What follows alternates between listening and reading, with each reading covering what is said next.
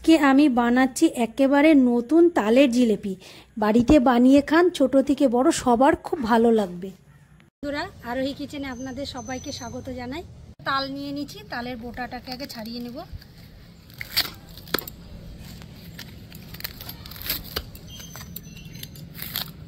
খোসাগুলো সব ছাড়িয়ে নেব আস্তে আস্তে। আর তালটা কালো তাল তো খুব মিষ্টি হবে।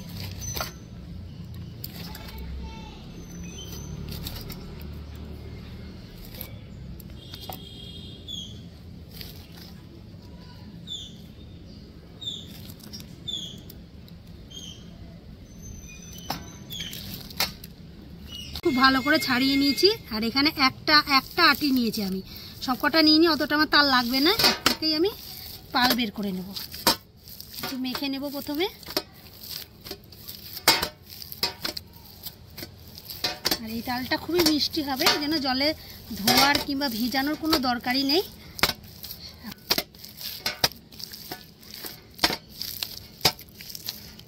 তালটাকে একটু মেখে নিয়েছি। এবার একটা ঘষুনি নিয়ে নিয়েছি, ঘষুনির দ্বারা আমি ঘষে নেব।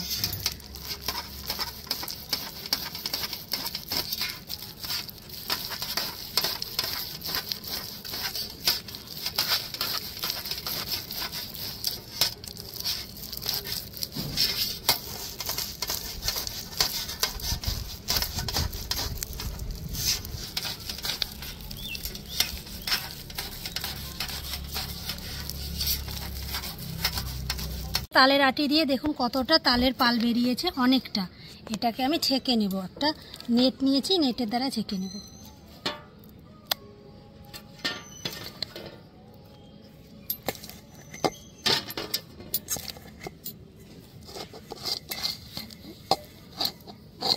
যেটুকু আঁশ থাকবে সব নেটে বেঁধে যাবে। আর এক বাটি সুজি নিয়ে নিয়েছি, সুজিটাকে মিক্সি বাটিতে ঢেলে দিয়ে আমি গুঁড়ো করে নিব। মিক্সি আমি করে নিয়ে এসেছি সুজিটাকে। আর সুজিটা একদম গুঁড়ো হয়ে গেছে, একটু হালকা দানা দানা ভাব আছে। এটা একবারে গুঁড়ো হবে না। আমি এটা দিয়ে দিব তালের পালের মধ্যে।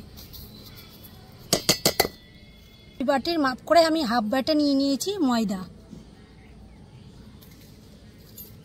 দিয়েছি অল্প সামান্য লবণ। খুব ভালো করে মেখে নেব।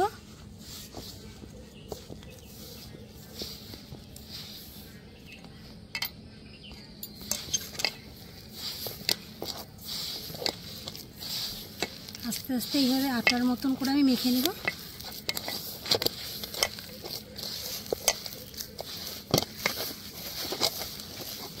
মাপ করে আমি 4 ভাগের 1 ভাগ নিয়েছি আটা। আটাটা অল্প সামান্য আস্তে আস্তে আমি দেবো আর মাখবো।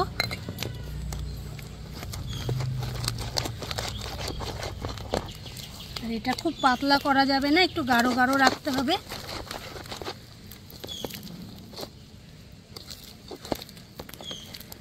ব্যাটারটা দেখে আপনারা বুঝতে পারছেন যে আমি কীরকম গাঢ় করেছি। এরকম গাঢ় রাখতে হবে, পাতলা করলে হবে না, এরকমই গাঢ় রাখতে হবে। এবার এটাকে আমি 15 মিনিট রেস্টে রেখে দেবো। উনুনটা ধরিয়ে কড়াই বসিয়ে দিয়েছি। আর এই বাটির মাপ করে আমি দিয়ে দিব 2 বাটি জল।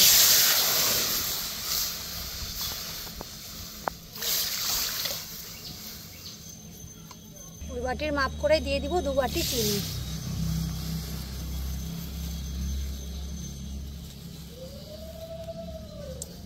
চিনি খুব ভালো করে ফুটিয়ে নেব। এলাচ ফাটিয়ে নিয়েছি, এলাচটাকে একটু গুঁড়ো গুঁড়ো টাইপের করে নিয়েছি, দিয়ে দিব চিনি শিরার মধ্যে। খুব ভালো করে ফুটিয়ে নেব। কড়াই বসিয়ে দিয়েছি উনুনের মধ্যে। আর এদিকে আমি সাদা তেল নিয়ে নিয়েছি, তেলটা দিয়ে দিব। প্রথমে তেলটা একটু পড়ে গেল।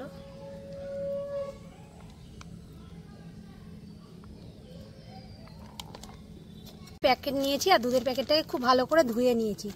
এবার এই এক কোনাটাকে আমি এরকম করে ভাঁজ করে নেব। প্রথমে এই কোনাটা কেটে নেব। 15 মিনিট আমি ঢাকা দিয়ে রেখেছিলাম। আমি আরেকটু মেখে নেব। ব্যাটারটা কত সুন্দর আরেকটু নরম হয়েছে। এইভাবে ভাজতে হবে। আরেকটু মেখে আমি প্যাকেটে ভরে নেব।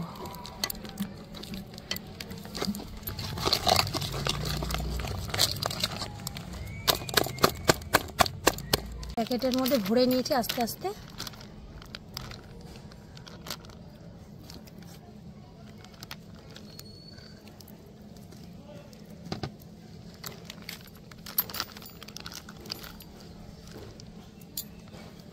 নিয়েছি আর তেলটা গরম করে নেওয়ার পর আমি জালটা খুব হালকা রেখেছি। আর এইদিকে প্যাকেটের এই মুখটাকে একটু চাপ দিয়ে ধরবো, দিয়ে আস্তে আস্তে আমি এভাবে জিলাপির শেপ দিয়ে নেব।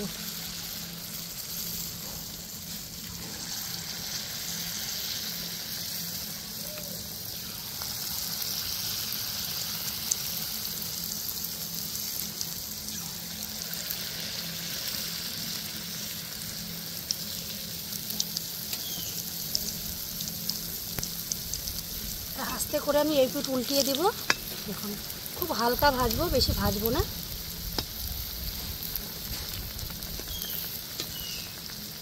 তালের জিলাপিটা না খেতে খুব দারুণ লাগে। একবার বাড়িতে বানিয়ে অবশ্যই আপনারা খাবেন আর আমাকে কমেন্টে জানাবেন আপনার তালের জিলাপিটা কেমন লেগেছে আপনার।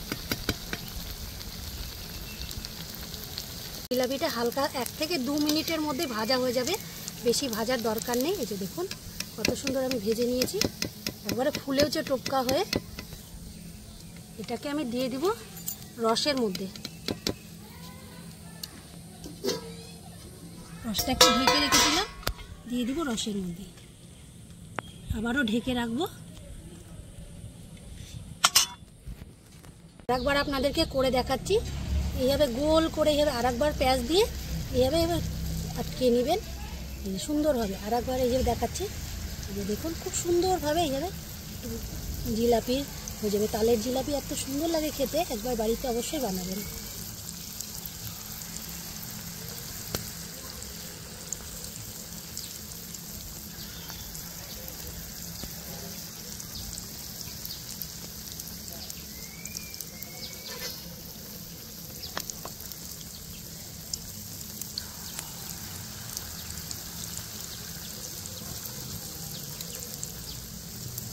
বেশিক্ষণ ভাজতে লাগে না, দিতে দিতেই হয়ে যায়। 1 থেকে 2 মিনিট ভাজলেই হয়ে যায়। দেখুন খুব সুন্দরভাবে ভাজা হচ্ছে আর খুব সুন্দর ফুলেওছে। আমি যেভাবে বানালাম স্টেপ বাই স্টেপ বানাবেন, দেখবেন আপনাদেরও খুব সুন্দর হবে। আর জালটা অবশ্যই কিন্তু হালকা রাখবেন। এখন খুব সুন্দর আমি হালকা করে ভেজে নিয়েছি আর ভাজাও হয়ে গেছে। এর থেকে বেশি ভাজার দরকার নেই। এবার আমি তুলে নেব, একটু তেলটাকে ঝরিয়ে নেব, দিয়ে দেবো মিষ্টি শিরার মধ্যে।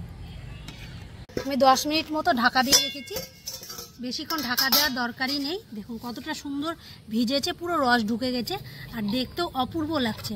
আর এটাও খেতে ততটাই টেস্ট। আমি আস্তে আস্তে একটা একটা করে তুলে নিই।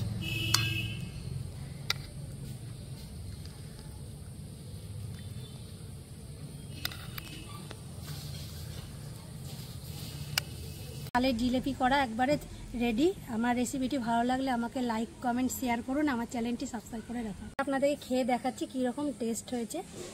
দেখুন কতটা সুন্দর, একবারে নরম হয়ে গেছে, আপনারা দেখে বুঝতে পারছেন, একবারে পান্তুয়ার মতন।